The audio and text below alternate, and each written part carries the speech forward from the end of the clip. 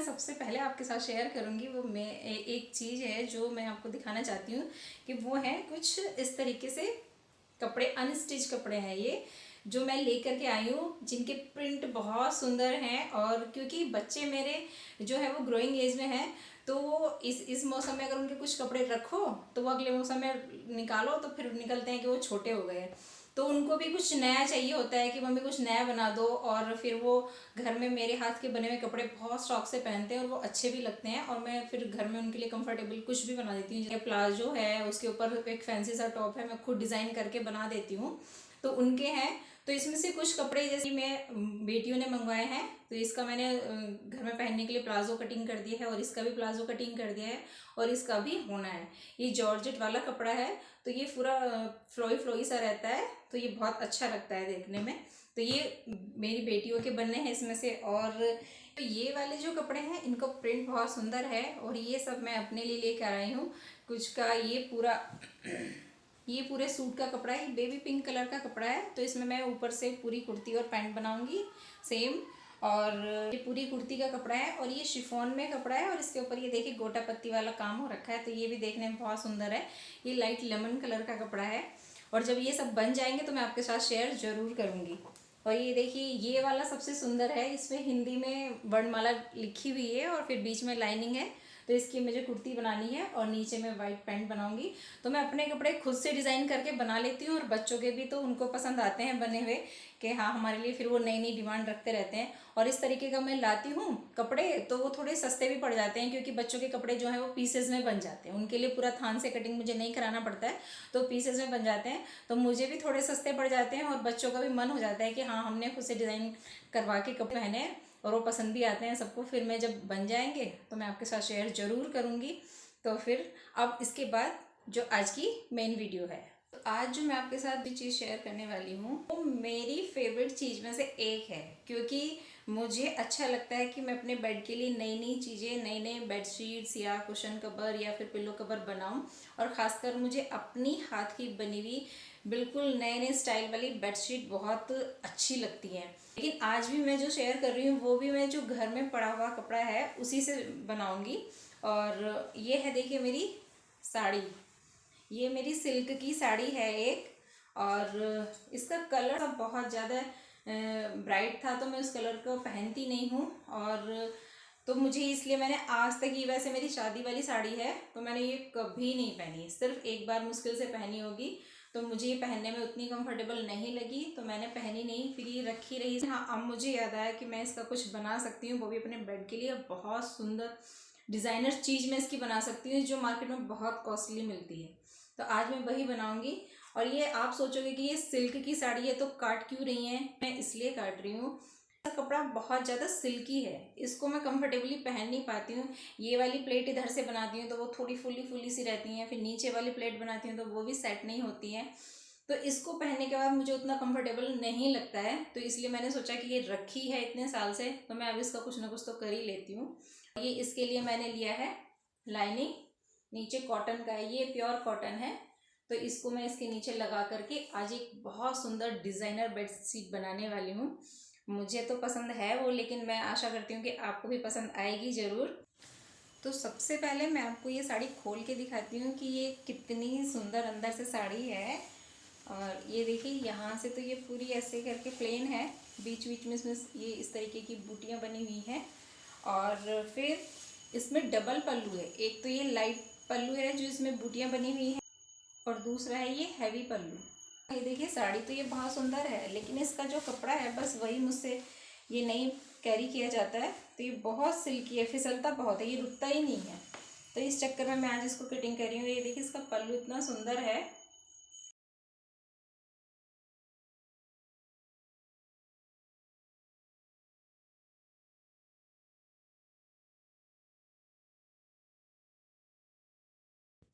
तो सबसे पहले मैं साड़ी में से इसका जो ये डबल पल्लू है मैं इनको काट के पूरा अलग कर दूंगी, जिससे कि ये साड़ी अलग हो जाएगी और पल्लू इसका अलग हो जाएगा। क्योंकि पल्लू इसके साथ में मैच नहीं हो रहा था बनाने में, तो इसलिए मैंने इसको काट के अलग कर दिया।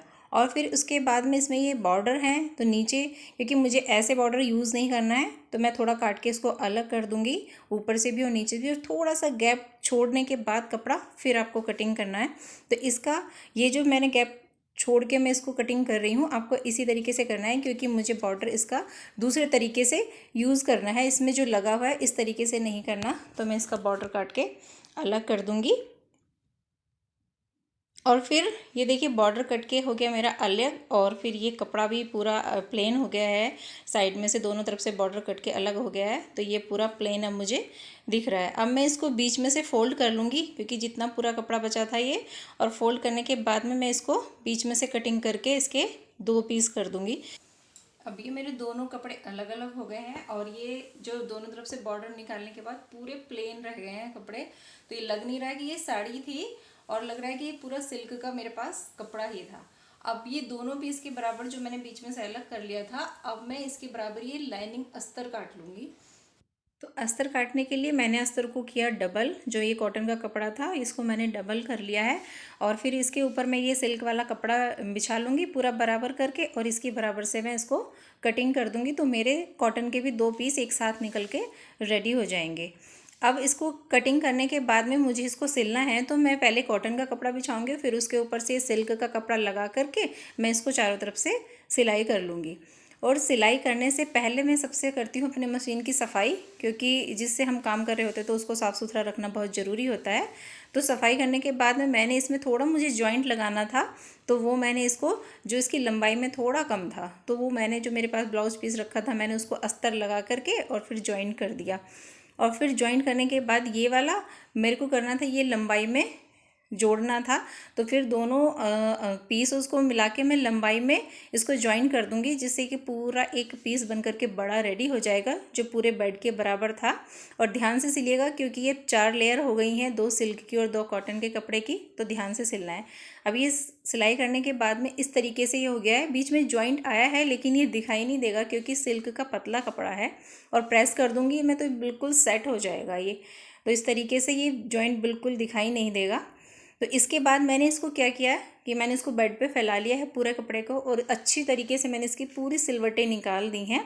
और ये पता चल जाएगा मुझे कि कौन सा कपड़ा छोटा और बड़ा है, तो वो एक्स्ट्रा जो कपड़ा होगा वो मुझे दिख जाएगा कि क्या है।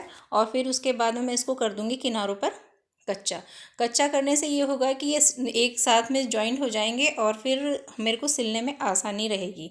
तो इसलिए आप इसको लंबा लंबा टाँके मार करके कच्चा कर लीजिए इस तरीके से। और जो ये नीचे एक्स्ट्रा वाला कपड़ा था कॉटन का, उसको मैंने फ़ोल्ड किया इस तरीके से, ऊपर की साइड फ़ोल्ड करके एक किनारी बन जाएगी और बॉर्डर टाइप का बन जाएगा इसमें से।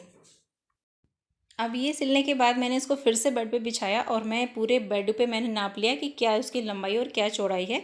तो मेरे बेड की चारों तरफ की लंबाई थी 73, तो मैंने उसको 2 पार्ट में बांट लिया, 40 और 33।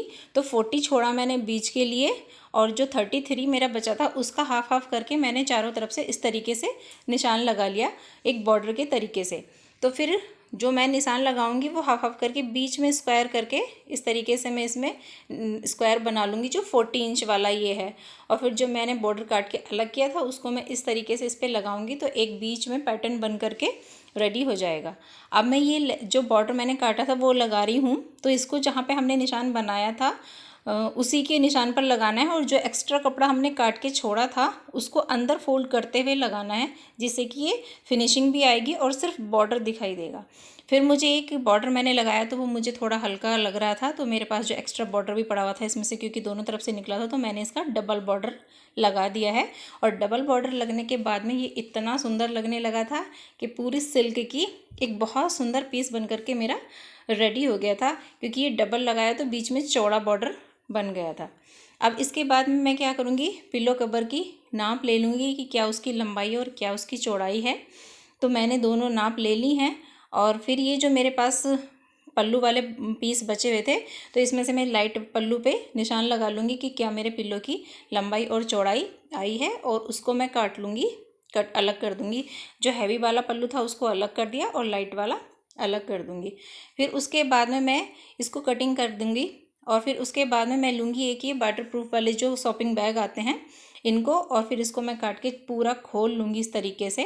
और फिर इसके ऊपर मैं थोड़ा सा एक्स्ट्रा काटूंगी क्योंकि मुझे यहाँ पे दूसरी तरफ भी बॉर्डर लगाना है। और फिर इसके बैक के लिए मुझे कपड़ा कटिंग करना है। इसको रखने के बाद में एक छोटा पीस और एक बड़ा पीस, जैसे मैं कुशन कवर जो बैक का काटती हूँ वैसा ही, क्योंकि मैं कुशन कवर पहले भी बना के दिखा चुकी हूँ आपको, तो वैसे ही काटना है।